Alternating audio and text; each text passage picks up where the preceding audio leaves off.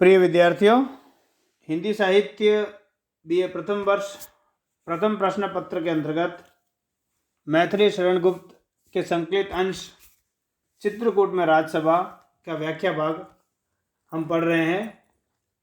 आज हम प्रारंभ करेंगे पद संख्या 19 से। जिन विद्यार्थियों ने अभी तक पिछले वीडियोस नहीं देखे हैं वे देख लें, और यदि आपने चैनल को सब्सक्राइब नहीं किया है तो अवश्य कर लें। और आपसे आग्रह है कि आप वीडियो को बीच में ना छोड़ें, पूरा देखें, जिससे कि हमारा वीडियो बनाना और आपका देखना सार्थक हो। तो हम प्रारंभ करते हैं पद संख्या 19 से। सड़ जाए पड़ी यह इसी उटज के आगे, मिल जाए तुम्ही में प्राण आर्त अनुरागे, पर मुझे प्रयोजन अभी अनुज इस तन का, तो भार उतारो तात तनिक इस जन का, तुम निज विनोद में व्यथा छिपा सकते हो, करके इतना आयास नहीं थकते हो, पर मैं कैसे किस लिए सहूं यह इतना, मुझ जैसे मेरे लिए तुम्हें यह कितना, शिष्टागम निष्फल नहीं कहीं होता है, वन में भी नागर भाव बीज बोता है। ये पद है, इसका प्रसंग पूर्ववत है। पूर्ववत का मतलब जो पिछले पद में जो प्रसंग था कि भरत अपना पश्चाताप प्रकट करते हैं राम के सम्मुख, और शब्दार्थ हम देख लेते हैं। उटज यानी कुटिया, आर्त अर्थात दुखी, अनुरागे का मतलब होता प्रिय भाई, अनुज का मतलब छोटा भाई, तात यानी पितृतुल्य, और पिता के लिए भी आया शब्द आयास यानी प्रयास, शिष्टागम यानी शिष्टाचार, नागर भाव का मतलब होता है शहरीपन, या अपन कह सकते हैं श्रेष्ठ भाव। तो जैसे कि प्रसंग मैंने कहा कि पूर्ववत है, इसमें भरत और राम का वार्तालाप है, और इसमें भरत अपनी ग्लानि प्रकट करते हैं और राम भरत से इस विषय में वार्तालाप करते हैं। भरत इस नश्वर शरीर के प्रति अनासक्ति जताता राम से कहता है। अनासक्ति का मतलब होता है आसक्ति रहित होकर, यानी जिससे कोई लगाव ना हो उसको बोलते हैं अनासक्ति। अनासक्त भाव का मतलब लगाव रहित भाव। वो कहते हैं कि हे प्रभु, आत्मा से एक होने पर भी हमारे शरीर अलग अलग होने के कारण अगर यह शरीर नष्ट हो जाए तो मुझे इससे कोई प्रेम नहीं है, कोई काम नहीं है। मैं चाहता हूं कि चित्रकूट की इस कुटिया के आगे पड़ा पड़ा मेरा शरीर सड़ जाए और मेरे प्राणों से भी प्रिय आर्त भाई राम के प्राणों से मिल जाए, तो मुझे शांति मिलेगी, अन्यथा नहीं मिलेगी। अर्थात भरत ये चाहता है कि मेरा शरीर यहाँ पर नष्ट हो जाए और मेरे प्राण मेरे प्रभु के प्राणों में मिल जाए, क्योंकि वो राम को अपना बड़ा भाई ही नहीं बल्कि अपना प्रभु भी मानते थे। तन के प्रति अनासक्त भरत को राम समझाने लगे कि भले ही हे अनुज, तुझे इस शरीर से कोई काम नहीं हो, किंतु मुझे अभी इससे अनेक प्रयोजन पूरे करने हैं, अतः मैं इसे ऐसे नष्ट नहीं होने दूंगा। इस पर भरत पुनः कहने लगा कि अगर ऐसा है तो प्रभु, तो फिर इस दुखी तथा दुखों से भारी हो रहे शरीर का आप ही भार उतारो, मेरे कष्ट दूर करो, जिससे यह शरीर हल्का हो जाए। हो सके, अर्थात मेरे शरीर का जो पापों से मैं भारी हो गया हूँ, इसको आप ही हल्का कर सकते हैं, आप समर्थ हैं। यह इसलिए करो कि हम सामान्य प्राणी सांसारिक कष्टों को हृदयंगम नहीं कर सकते, हम इनको सहन नहीं कर सकते, और आप अपने महान व्यक्तित्व के कारण अनुकूल ही सांसारिक विपदाओं को हंसते हंसते हृदय में छिपा लेते हैं तथा इतना प्रयास करने पर तनिक मात्र थके हुए प्रतीत नहीं होते। हमेशा आप तरोताजा रहते हैं इतने विपदाओं को झेलने पर भी। आप सह सकते हो इसलिए सहो, किंतु मैं यह दुख कष्ट कैसे सहूं, किस लिए सहूं, या मेरे से अब अधिक सहन नहीं होता। श्री राम कहने लगे, हे भरत, तुम मेरे जैसे ही हो, फिर मेरे लिए यह सब सहना कितना भारी लगता होगा। कुछ भी नहीं हे भ्राता, शिष्टाचार का कहीं भी रहकर आदमी पालन करता रहे तो यह कदापि निष्फल नहीं होता। अर्थात व्यक्ति कहीं भी रहकर शिष्टाचार का पालन कर सकता है। वह वन में रहकर भी शिष्टाचार से नगर जैसे भावों को जन्म दे सकता है, अर्थात उसके विचार शहरी लोगों की तरह तर्कपूर्ण, श्रेष्ठ, उदात्त हो सकते हैं।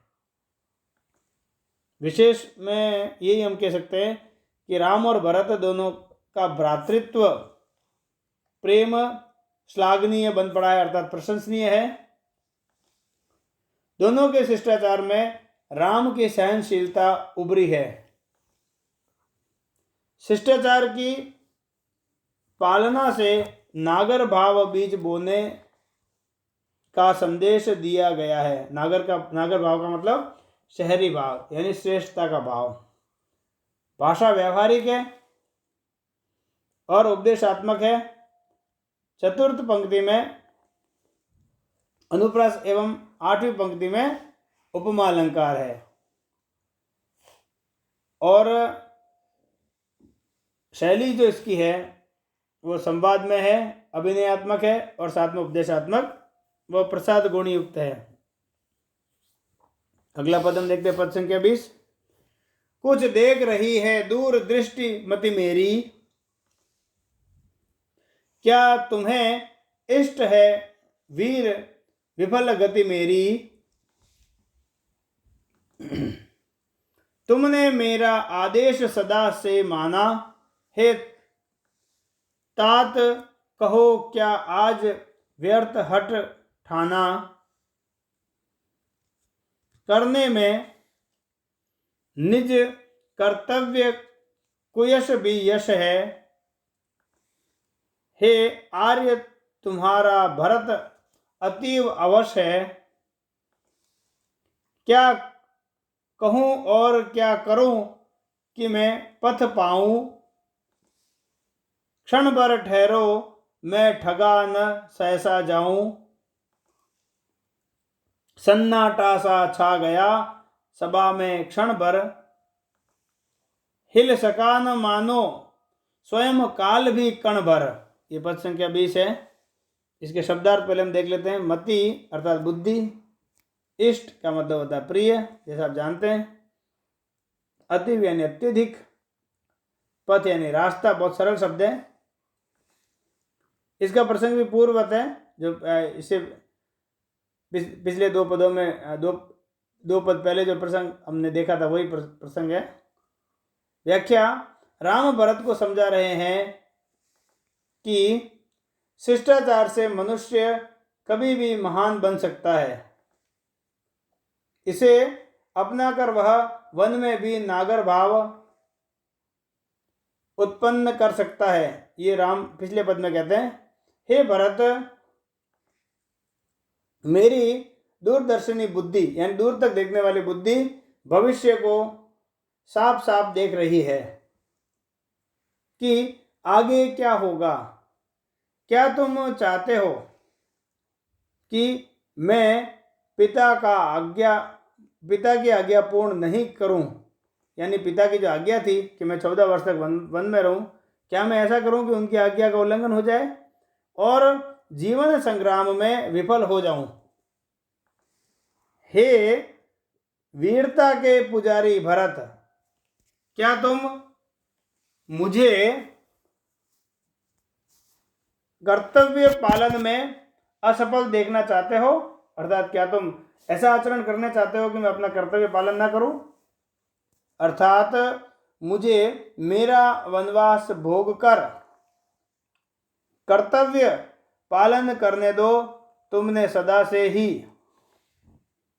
मेरा आदेश माना है, फिर आज अयोध्या लौट चलने की जिद ठानकर मेरी आज्ञा का उल्लंघन क्यों कर रहे हो? या तुम्हारा मुझसे अयोध्या लौट चलने का हठ करना अनुचित है, क्योंकि इससे मैं अपने कर्तव्य का भली भांति पालन नहीं कर पाऊंगा, क्योंकि यह तो संसार की रीति है कि कर्तव्य का पालन करते हुए उसमें मनुष्य को अपयश भी मिले तो वही अपयश उसके लिए यश बन जाता है। अतः हमें अपने अपने कर्तव्य का पालन करना चाहिए, न कि भावावेश में आकर कुछ ऐसा कदम उठाना चाहिए कि हम अपने कर्तव्य से भटक जाएं। भरत राम की बात सुनने के बाद पुनः निवेदन करता है कि हे आर्य, तुम्हारा भाई अर्थात मैं भरत ऐसा करने के लिए अत्यधिक विवश है। उसका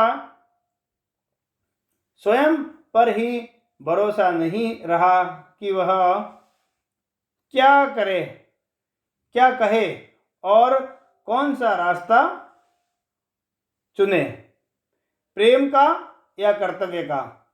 अर्थात हे राम, आप ही मुझको उचित आज्ञा प्रदान करो कि मुझे क्या करना चाहिए और क्या नहीं, क्योंकि मैं पथविहीन पथिक बन गया हूं। ऐसा राहगीर जिसके पास कोई रास्ता ना हो, जिसको ये पता नहीं हो कि उसको किस रास्ते पे चलना है। मेरी प्रार्थना है कि आप क्षण भर ठहर कर सही मार्गदर्शन दो, कहीं ऐसा ना हो जाए कि मैं आपको भी खो दूं और कर्तव्य से भी हट जाऊं, या मेरी जग हंसी हो, अर्थात लोग मुझ पर हंसे, ऐसा भी मैं नहीं चाहता। राम और भरत की इस वार्ता को सुनने के बाद संपूर्ण सभा में सन्नाटा छा गया, अर्थात वहां और भी जो लोग थे वो एकदम शांत हो गए। संपूर्ण सभा क्षण भर मौन रह गई, कुछ बोल न सकी। गुप्त जी कहते हैं उस शांत सभा के बारे में, जो अपने विचार प्रकट करते हुए कहते हैं कि उस शांत सभा को देखने पर ऐसा लगा कि मानो स्वयं समय अर्थात काल भी क्षण भर के लिए रुक गया, इधर उधर हिल न सका, ऐसी शांत थी वह सभा। अब इसमें विशेष देख लेते हैं। राम तथा भरत दोनों की चारित्रिक उदात्तता हमें शिष्टाचार, महानता, भ्रातृत्व का संदेश देती है। दूसरा, स्वकार्य अर्थात अपना कार्य करते हुए अपयश भी मिले तो राम के शब्दों में उसे करते रहना चाहिए, क्योंकि उस समय वही हमारा यश है, यानी जो अपयश हमें मिलता है वही आगे चलकर यश बन जाता है। संपूर्ण पद्यांश में अनुप्रास प्रश्न तथा अंतिम दो पंक्तियों में उपमा उत्प्रेक्षा अलंकारों की सुंदरता पद को गंभीर बनाती है। इस पद की विशेषता है। भाषा शैली तद्भव शब्दों से युक्त है। जो शब्द संस्कृत से हिंदी में किंचित परिवर्तन के साथ आते हैं उन्हें तद्भव शब्द कहते हैं। दूसरा, उपदेशात्मक सरल है इसकी भाषा। तो आज हम यहीं तक रखेंगे। आप सभी का बहुत बहुत धन्यवाद। अगले वीडियोज भी आप इसी प्रकार से देखते रहें।